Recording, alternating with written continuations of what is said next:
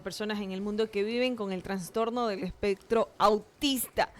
Es el Día Mundial de la Concienciación sobre el Autismo. La ONU recuerda que la inclusión no es un favor, es un derecho, y este año la campaña global que pone énfasis en la necesidad de crear entornos accesibles, educativos, laborales, para que nadie quede atrás. Y es por ello que hemos invitado formalmente al psicólogo Víctor Chiriboga para hablar sobre la importancia de este día, para entender cuánto ha avanzado la sociedad en el tema de la inclusión y también sobre todo cómo eliminar los estigmas desde la infancia, el SPREC, y entender de qué se trata, aunque muchos ya nos estamos familiarizando sobre qué es el autismo, pero para ello tenemos aquí a Víctor Chiriboga.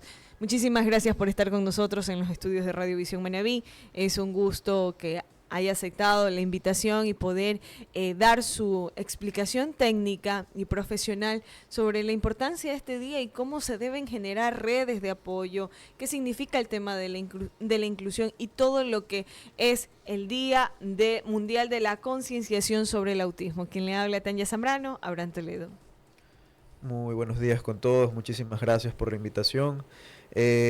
Sí, desde una primera instancia en la niñez parte el tema de la inclusión. Desde que alguien nota una diferencia, yo prefiero llamarlo algo atípico en vez de algo normal, porque lo que para mí puede ser normal, para otra persona no. Entonces, desde esa simple palabra ya empezamos a categorizar, y ahí es donde empieza la distinción. Durante la clasificación catalogamos a las personas, y ahí es cuando empezamos a estigmatizar. Hacemos esta estigmatización en el colegio, en la escuela, en pequeñas instancias. Decimos, bueno, el niño es esto y lo otro. Entonces, a partir de ese punto, ya lo estamos ubicando en cierto casillero. Lo estamos de cierto modo alejando de los otros niños. Entonces, ahí parte, y tendemos también a subestimar a los niños. Ellos se dan cuenta de las cosas.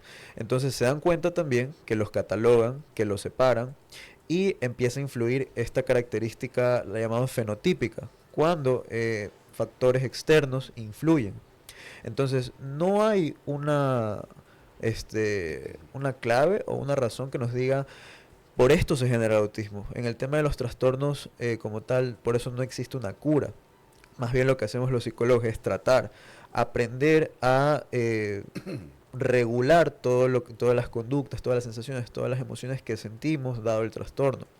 Entonces, se parte de una primera instancia, ¿sí? Nos damos cuenta que conversando con padres, cuando se les da el diagnóstico, tienden a sentir desesperanza, se preocupan demasiado, y hay que entenderlo como lo que es, o sea, un trastorno no es que se ha acabado la vida, más bien empieza, más bien tener esa empatía de saber, ok, van a haber cosas distintas, pero podemos sobrellevarlo como familia. Justamente lo que mencionaba sobre los factores externos involucran también a la parte familiar. De hecho, la involucran en una parte gigante. El saber que tiene esta red de apoyo que va siempre a trabajar en pro de la persona. Entonces, sí. Sí, es indispensable y considero que es oportuno tratarlo sobre el significado, porque por lo general siempre se busca concienciar un día en el día que se conmemora y no debería ser así. En este caso, ¿qué significa realmente concienciar sobre el espectro autista, que se lo conoce como TEA? Y más allá de este día, que no podamos solamente un 2 de abril hablar sobre este tema, sino hacerlo ya más familiar y hablar en confianza. O sea, cómo identificar los primeros signos del autismo en los niños, cuál debería ser el rol de los padres, todo este tipo de situaciones, porque conozco especialmente a padres primerizos que sienten como que si la vida se les termina cuando en realidad no debería ser así. Exactamente. Va mucho de cómo la cultura, nuestra cultura, toma el tema de los trastornos. Es decir, decimos trastorno y la gente ya se empieza a incomodar. Se empiezan a privar, no quieren hablarlo. Entonces, desde ahí parte el estigma, el cómo la sociedad puede incluir más el tema de la salud mental. Y es justo eso, a través de hablarlo constantemente, hablarlo desde las escuelas, hablarlo en los trabajos, tener capacitaciones, algo que nos dé herramientas de conocimiento. Ante la falta de conocimiento es cuando surge la incertidumbre, surge el miedo, surgen las preocupaciones, Pero una vez que se conoce, he visto resultados justamente en padres que, reciben el diagnóstico y están preocupados. Pero una vez que empieza el tratamiento, ellos ya sienten más calma y se dan cuenta que quizás el riesgo no era tal como ellos pensaban, porque la palabra mismo lo dice, trastorno del espectro. Entonces, este espectro pensémoslo como una paleta de colores. Dentro del azul hay un montón de azules, dentro del rojo hay un montón de rojos. Es decir, un niño puede ser diagnosticado con TEA de grado 1, TEA de grado 2, pero entre dos niños de TEA de grado 2 no van a tener características parecidas. Pueden coincidir con algunas, pero no siempre van a ser las mismas. Pueden cambiar, pueden tener fijaciones, pueden tener dificultades en el habla, dificultades en la conducta, puede presentarse dificultades en el manejo emocional. Pensamos que nosotros, cuando estábamos pequeños y hacíamos un berrinche o algo nos dolía, tendíamos a regularnos por nosotros mismos. A ellos les suele costar un poco más, les suele costar un poco más el tema de la socialización. Pero esto no quiere decir que hay que excluirlos de la sociedad. Es lo que pasaba en la antigüedad. De hecho, hay un estudio en el que se expresa que la gente comía pan con moho. Al ser esto un hongo, cuando lo ingerían tendían a alucinar. ¿Qué es lo que pasaba? Que la gente decía, él está loco. No es que estaba loco, estaba en un estado de alucinación. Y ya lo catalogaban. Y ahora, todo a partir del desconocimiento. Y sucede ahora lo mismo. Ve a un niño que no puede regular sus emociones como los demás, que es muy inquieto, y lo catalogan. Siempre tiene un trastorno, tiene autismo, tiene, no sé, TDAH. Ok, pero ¿qué podemos hacer? ¿Qué podemos hacer nosotros como adultos, como sociedad, como institución, para que no se dé este estigma? Para que la sociedad, para que los niños no lo vean como, es que él tiene autismo, sino más bien, no influye en absolutamente nada. Una persona puede tener un amigo con autismo, un pariente con autismo y no va a pasar nada. No es que sea una mala persona, no es que sea un delincuente, o sea, no es por ese lado. Antes de darle paso a Abraham, yo quiero partir en el punto de los niños. Muchas veces la sinceridad de los niños es tan fuerte que llegan a ser crueles sin serlos. Sí. Entonces, ¿cómo pueden, o mejor dicho, desde qué edad se debe hablar con los niños sobre la diversidad que existen en estos procesos neurocognitivos? Yo considero que desde las etapas más tempranas, o sea, apenas ellos tengan un conocimiento y entendimiento del habla dentro de estos procesos de comunicación, creo que es oportuno iniciar con la concientización sobre los trastornos. Ahora se ve mucho esto y de hecho la pandemia influyó en gran parte en el tema de los trastornos. Sucedió, recuerdo donde yo trabajaba, uno de los niños, justamente por este encierro, cuando ya había una regularidad para poder salir, vio una abeja. Vio esa abeja y pensó que era un dragón. Justamente, claro, para nosotros es como, ¿por qué piensas eso? Pero porque conocemos lo que es una abeja. Él no había tenido esa experiencia de conocer una abeja y fue lo primero que supuso. Entonces, esa es la clave de cómo empezar a concientizar nosotros como sociedad a todo nuestro entorno sobre los trastornos. El lograr, desde pequeñas instancias, dar a conocer toda esta información de que no es algo aversivo, sino es algo con lo que se puede lidiar y podemos vivir tranquilamente. Hay algo muy importante, mi querido Víctor, bienvenido. Sé que los padres pueden tener sospecha también de una conducta particular, sobre todo en sus hijos, especialmente entre los primeros 12 a 15 meses ya que tienen los niños. Yo le quería decir, conversando en interno, en mi caso, en mi familia, yo tengo una sobrina mía que ya tiene 6 añitos, ella tiene autismo grado 2, creo que es, pero hay algo que me llamó la atención. Yo llegando de viaje a mi casa en la ciudad de Guayaquil, mi hermana me dice, ñaño, ven, vamos al cuarto de Bianca, que se llama mi sobrina. ¿Y qué pasa? Que la niña, a la edad que tiene todo su cuarto bien arregladito. Ella arregla su cuarto, su cama, sus sábanas, y sobre todo lo que me llamó la atención, que todos sus juguetes están ordenados por ella. Y lo que también me llamó la atención bastante y me dejó sorprendido, que a ella le encanta jugar con plastilina. mi querido Víctor, y ella hace dibujitos con formas y combina los colores, sabe los colores, cuál es tal, tal, tal, tal. Entonces, ahí que quiero entrar con este detalle que estoy conversando, de que a veces los papitos no les damos la misma oportunidad, a veces también hasta los niños, que de una u otra manera ellos evolucionen y tengan a conocer las capacidades que tiene, que eso es bueno a un futuro, mi querido Víctor, ¿no? Exactamente. Dentro del autismo tenemos bastantes fijaciones. Entonces, ¿qué es lo que sucede? Podemos tener un niño que tenga una fijación muy grande por la ciencia, por la biología, por la historia. Ellos suelen explotar, suelen buscarle lo último de información que puedan encontrar y lo desarrollan a un grado avanzado. ¿Qué es lo que sucede? Claro, ellos al enfocarse, tener esta fijación, pueden a veces descuidar otras materias, digámoslo así. ¿Y qué es lo que pasa en la institución educativa? Tienden a decir, bueno, sí, él es bueno en historia, en ciencias sociales, pero no se le dan bien las matemáticas. ¿Ok? Y ya por eso es un problema. Ok, sí, dentro de la nota para poder pasar de año influye, es verdad. Pero ¿por qué no explotar aún más esa fijación y ese avance que está dando en otras materias cuando podemos encaminar justamente al niño a eso, a que desarrollen una habilidad mucho más avanzada a edades tempranas? Me acordé de esta película de The Good Doctor, ¿no es cierto? Un prodigio cirujano con autismo y sobre todo un síndrome del sabio que comienza a trabajar con un prestigioso hospital donde se enfrenta al escepticismo, sobre todo también a pacientes del personal Freddy Hilbert, donde este doctor, teniendo autismo, es un cirujano de primera. Entonces, ¿a qué conllevo esto, no? De que vuelvo y reitero, son personas que de una u otra manera no se quedan en un círculo o en un cuarto de 4 paredes, que a ellos les gusta bastante de una u otra forma descubrir cosas en el mundo, mi querido Víctor, ¿no? Exactamente, así es. Muchas veces creemos que, bueno, es retraído, es introvertido, ok, sí, pero ¿qué está haciendo en ese tiempo? Podemos ver que quizás está desarrollando, está construyendo algo, y nosotros pensemos, bueno, pero está perdiendo el tiempo. Muchas veces no es así, porque todos estos procesos de juego llevan un diagrama por detrás, tienen una ruta de procesamiento.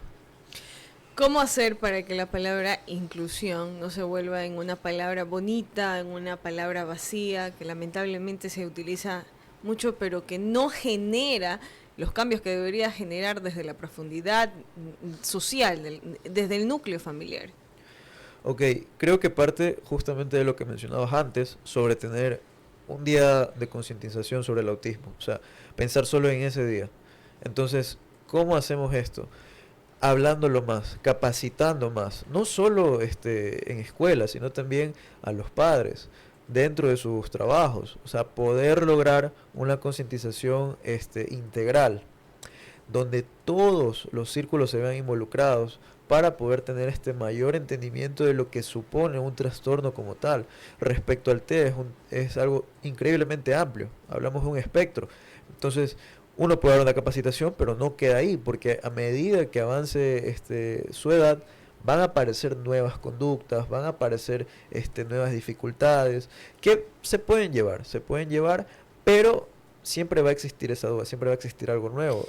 ¿Qué cambios estructurales deberían hacer o cuáles considera usted que hace falta no solamente en el sistema educativo del Ecuador, sino también en el sistema de salud? Yo creo que primero no verlo como una obligación. Siempre me doy cuenta que, por ejemplo, en el sistema de trabajo está tenemos que tener 3 personas con discapacidades, 3 personas con algún trastorno, o sea, para ser inclusivos. Entonces, lo hacen únicamente por cumplir. A veces siento que quizás no se está viendo el valor de la persona justamente que está viviendo con su trastorno. Hacemos esta distinción y si nosotros no lo vemos como una obligación, sino como lo que es un elemento humano, como todos nosotros, creo que podemos abarcar más y darnos cuenta de que, quizás una persona con autismo que tiene más fijaciones puede ayudarnos mucho más en el trabajo que otros trabajadores. Yo no estoy tanto para resaltar lo genio que son, porque realmente son personas genias, son genios. Todo lo que hacen lo hacen con mucha precisión, determinación, son muy técnicos y es espectacular. Pero yo quiero ir más allá del tema del rol de ellos. O sea, hoy día es el Día de la Conciencia y quiero cuestionar ciertos puntos. Por ejemplo, el Ministerio de Salud Pública, en el último registro, que fue en el 2018 y estamos en 2025, habla de 1.581 casos diagnosticados. Desde el 2018, en la actualidad, buscando información del 2025, no se encuentran datos. Entonces estamos hablando de que, debería desde ahí partir y realizar un censo para saber cómo cambiar las metodologías, las mallas educativas, la parte curricular en el tema académico. Y esto yo cuestiono. Otra de las cosas es que, por ejemplo, un proceso de diagnóstico aquí en el Ecuador es muy complejo, pero sobre todo costoso. Es decir, dentro de la realidad social de nuestra gente, por ejemplo, Manabí, que su casi 60, o si no me equivoco, el 70% es de manera no urbana, sino rural, ¿cómo hace la ciudadanía de la ruralidad para diagnosticar a una persona que tenga TEA? Y ahí viene el tema que se abre un abanico de situaciones complejas, desde bullying, desde términos despectivos, que no quisiera mencionarlos, pero entonces es importante que todos los niños en un proceso temprano sean diagnosticados para que no sufran este tipo de situaciones, y no solamente las personas que trabajan, sino también las zonas rurales. Entonces, aquí viene el tema de que, por ejemplo, en el Ministerio de Salud Pública no hay datos, pero en el Ministerio de Educación en el 2024 mencionaban que ellos habían recibido más de 4.000 estudiantes con autismo. Estamos hablando de que ya están integrados en el tema de la educación pública y que no pueden tener la misma malla curricular que un niño que no lo tenga. Exacto. Se suelen contradecir los datos. Yo pienso que esto podría ser llevado de mejor manera si existiera un colegio de psicólogos, un departamento únicamente de psicología que trabaje con el Estado a modo de claro, poder evitar estos altos costos. ¿Por qué el costo es tan alto? Justamente por eso, porque ¿qué sucede con el Estado? Puede tener un psicólogo, pero dan 15 minutos de sesión. El tiempo es muy corto como para poder abarcar tantas cosas. Entonces, ¿qué se hace? Una pequeña indicación y vuelve a sacar turno, pero ¿aquí a cuándo? Algo que debería ser semanal y constante. ¿Por qué? Es un niño en plena etapa de crecimiento. Entonces cada vez van a presentar nuevas cosas, cada vez vamos a necesitar nuevas estrategias.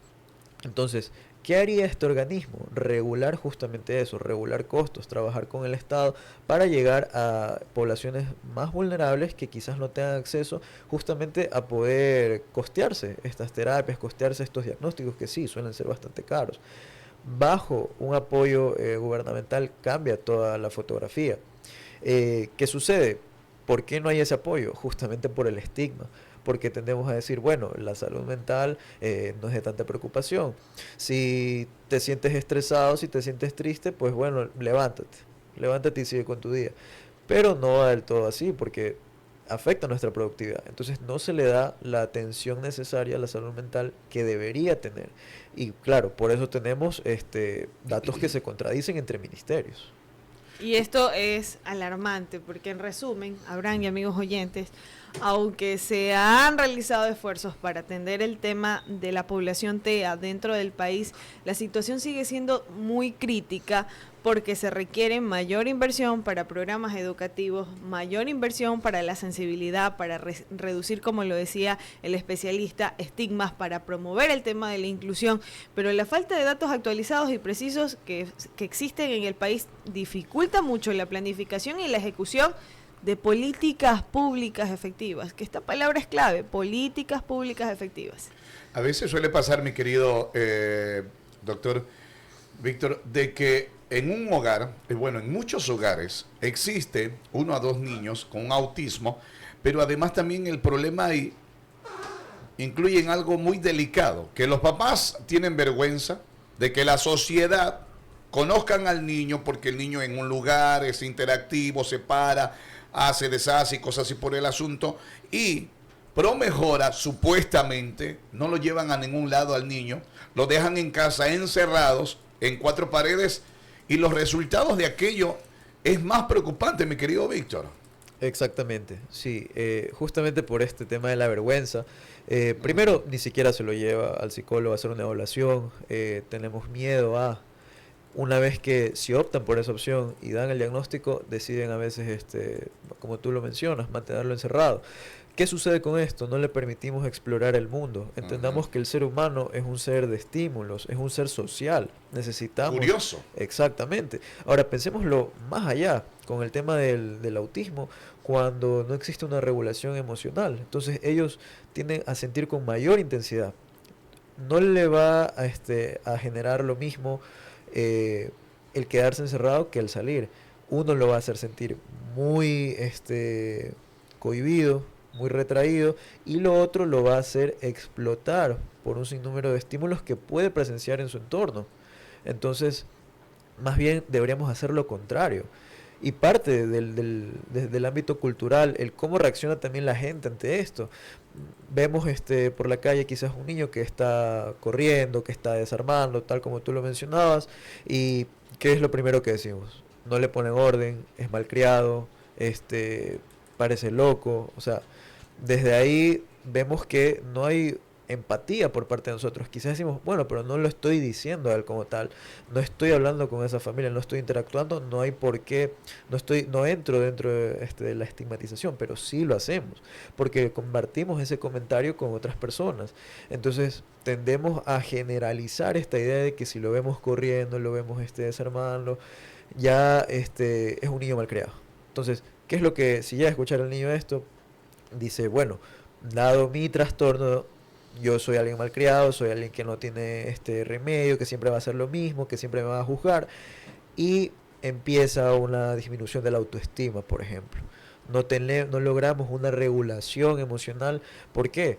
Porque vemos que sentimos que el entorno está en nuestra contra, no nos permite acceder, no nos permite ser familiares con ellos.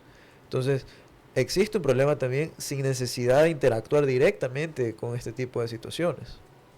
En muchos de los casos también, mi querido Víctor, suele pasar de que la familia no entiende que el desarrollo, ¿no es cierto?, para que el niño de una u otra manera evolucione, es un trabajo de parte de ustedes como psicólogos en familia. También va a la parte del diálogo con la misma familia. O sea, es un tratamiento para el niño o la niña, tanto como para papá, mamá y muchas veces hasta para el entorno. O sea, hablo de hermanos también, quienes viven alrededor de este niño o niña o persona que tiene autismo.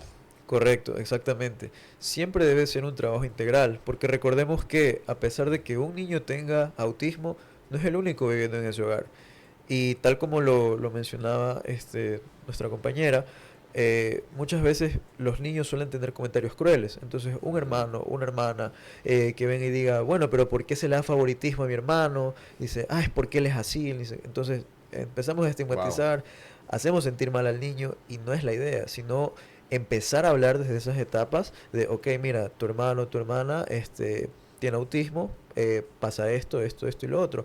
No hablarlo con miedo, porque los niños perciben eso de nosotros, perciben esa preocupación y la adaptan. Recordemos que ellos son como un lienzo en blanco cuando son pequeños y toman todas esas cosas del ambiente y sobre todo de las principales figuras que son los padres. Entonces, al notar esa preocupación, al notar ese miedo, ellos también lo van a interiorizar. Lo que hacemos con esto es que encasillamos indirectamente el ambiente en el que vive el niño.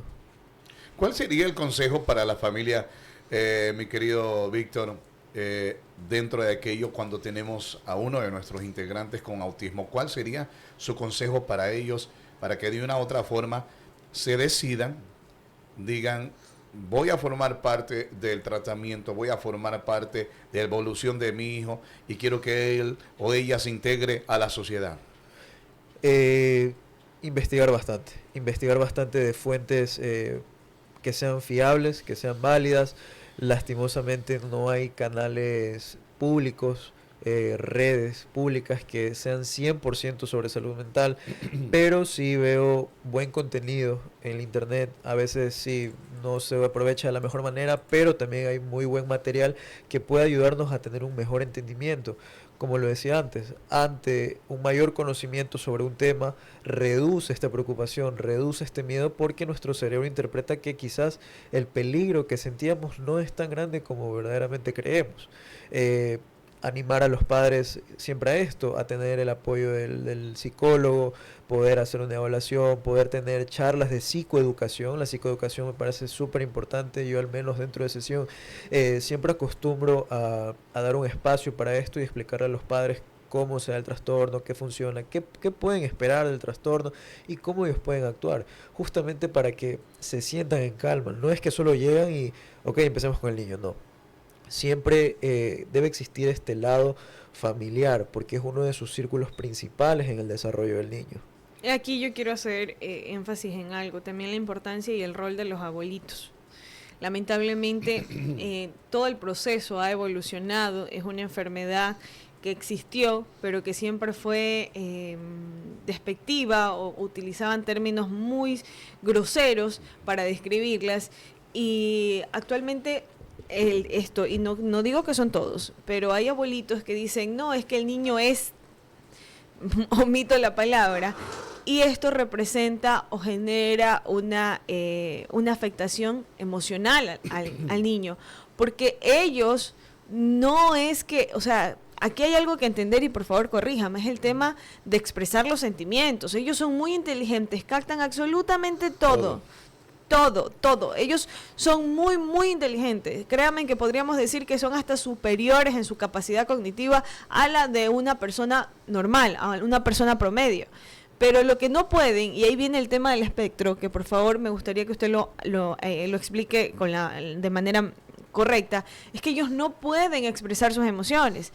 A ellos les cuesta diferenciar entre una persona que está feliz o una persona que está triste, o el tema del sarcasmo, no lo entienden. Ellos no les gusta que se invada su espacio personal, que les vayan y les abracen sin previamente anunciarse. Entonces, que obviamente para mí es un tema de respeto. No voy a permitir que cualquier persona venga y me abrace sin conocerla. Lo mismo ocurre con ellos. Entonces, es un proceso, y aquí, doctor, le escucho. Sí, sucede bastante eso con el tema de los abuelitos. Pues suelen ser bastante afectivos. Y claro, en el tema del autismo, tenemos niños que no les gusta la cercanía, que prefieren mantener distancia, no dar muestras de afecto. Entonces, ¿a qué va esto? Reincidimos en los comentarios, como lo mencionas, de, ay, el niño es frío, es seco. Entonces, no es que sea frío, sea seco, es que quizás no le ve un motivo al abrazo como tal. Porque quizás él daría o ella daría ese abrazo si, por ejemplo, habría algo que celebrar, algo en concreto. Justamente también se da por esta literalidad que ellos manejan. Es decir, si yo emito un comentario sarcástico, ellos se lo toman a pecho. Por ejemplo, maté 2 pájaros de un tiro.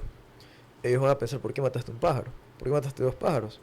Entonces, darle a entender que no siempre va a haber una literalidad, tanto en el sarcasmo como tanto en las acciones que ellos pueden dar y que el entorno puede darles a ellos. Sucede mucho que los abuelitos influyen porque, bueno, suelen ser quienes están más cerca de ellos, pasan mucho más tiempo, y claro, la forma en la que nosotros comunicamos un mensaje influye en gran medida en la respuesta emocional de la persona. Pensémoslo así, si hoy yo llegando, ustedes no me hubieran dicho buenos días, ¿cómo estás? Sino que me hubieran dicho, pasa, yo me hubiera sentido como, bueno, ¿qué pasó? Pero el mensaje es el mismo, o sea, pasa, pero lo están comunicando de diferente manera. Entonces, sucede igual. Podemos darle una orden al niño o reprenderlo por algo con un mismo mensaje, pero comunicándolo de diferente manera. En uno podemos herirlo completamente, bajamos su autoestima, lo volvemos un poco más inseguro de a poco, y con el otro podemos validar sus emociones, darle calma, hacerlo sentir respetado, respetada, y darle a entender que, ok, sí, quizás se equivocó en algo, hizo una travesura, pero no significa que sea mala persona, sino que podemos trabajar en base a eso, darle un entendimiento.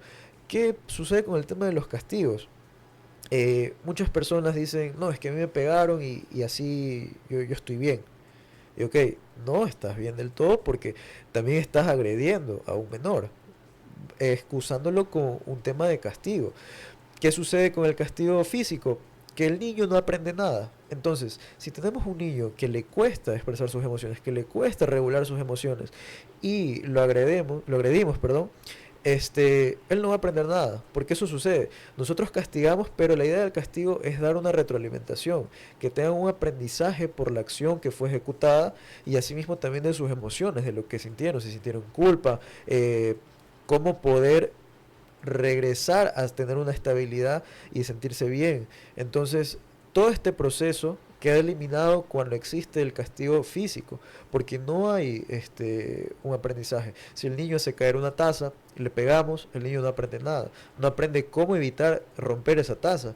No aprende que quizás puede jugar en otro lado, puede colocar la taza en un lugar seguro, si está al borde de la mesa puede colocarla más adentro. Entonces no le damos retroalimentación y no aprende nada del entorno, no aprende nada de la situación y lo más probable es que vuelva a reincidir. ¿Y qué decimos con esto? El niño es malcriado.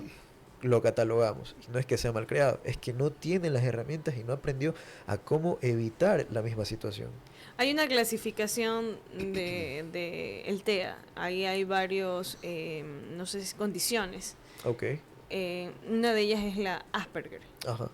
¿Esta también se la considera como parte del espectro autista? Sí, sobre todo en el Asperger es donde vemos lo que tú mencionabas sobre estos niños genios. Tienden a tener coeficientes intelectuales mucho más altos, lo presentan desde etapas tempranas. Recuerdo un paciente que él desde chiquito tenía una bolsita con banderas de todo el mundo, unas más de 100 quizás. Las sacaba y te las mencionaba todas. Wow. Estamos hablando de un niño de 5 o 6 años. Tenía otro paciente que es un prodigio del ajedrez. Yo me cambié de trabajo y nunca pude ganarle. Nunca. Jamás. Ni acercarme siquiera. Y en la parte final, nos ha encantado conversar con usted. ¿Cuál sería su mensaje para los papás, para las mamás que están iniciando, que están empezando este camino, que es un camino que debe llenarse de mucho amor? Correcto. La parte emocional siempre va a ser fundamental, más que todo por eso, porque ellos van a proyectarse, van a proyectar la desregulación emocional que sienten en la regulación emocional que logramos ver en nuestros pares, en los adultos, en nuestros padres. Entonces es súper importante darles todo el cariño del mundo, no estigmatizar, no encasillar al niño, medir nuestras palabras, medir cómo queremos transmitir nuestro mensaje y siempre estar prestos a ser ayudados, a no cerrarnos y decir, ok, yo puedo con esto solo. Es un proceso a veces tedioso en el que un tratamiento integral puede ayudar en gran medida a que la persona no se sienta sola en este proceso, sino que se sienta apoyada, se sienta respaldada justamente por los profesionales, no solo un psicólogo, un terapeuta de lenguaje, un terapeuta ocupacional, un psicopedagogo, algo integral que le dé la seguridad a los padres de decir, ok, mi hijo, mi hija está en buenas manos y va a tener un desarrollo óptimo a pesar de que tenga autismo, de que no sea algo típico. Entonces, a partir de eso, podemos romper esa barrera del estigma, de dar el paso. Yo siempre digo, el hecho de que una persona ya haya sacado una cita con el psicólogo o ya esté parado ahí afuera de la puerta, ya es el paso más grande que pueden dar, porque es una barrera difícil, es una elección difícil de tomar, decir yo quiero ir, justamente por el estigma que se crea. Entonces, más aún cuando es sobre nuestro hijo, toda la preocupación que puede generar, el simple hecho de ya ir, créanme que es un paso bastante grande. A partir de eso, pienso que ya queda por parte del profesional ese enganche que tenga para hacer que ellos continúen el proceso y darles la seguridad de que el proceso va a ir encaminado en una buena forma. Muchísimas gracias. Estamos muy contentos de tenerla aquí. Por favor, siga aceptando nuestras entrevistas, porque hablar de la salud mental es indispensable, señores. No tomen el tema de la salud mental como algo a la ligera. Si nosotros nos enfermamos de manera física, también corremos el riesgo de enfermarnos de manera mental. Y esto no significa que estemos pasando por un proceso de locura, porque es lo primero que dicen cuando uno asiste al psicólogo, y no es así. El poder expresar, el diferenciar, el entender los comportamientos de otra persona, el conversarlo con alguien que es una tercera persona, te va a ayudar enormemente. Y esto aplica para todos, jóvenes, niños, mamás. Las mamás somos quienes más carga mental llevamos, créanme, en el trabajo, con los hijos, con el esposo, con los animalitos. Ella no tiene, y luego por experiencia, ella es la culpable si se olvida de algo. Así de fácil.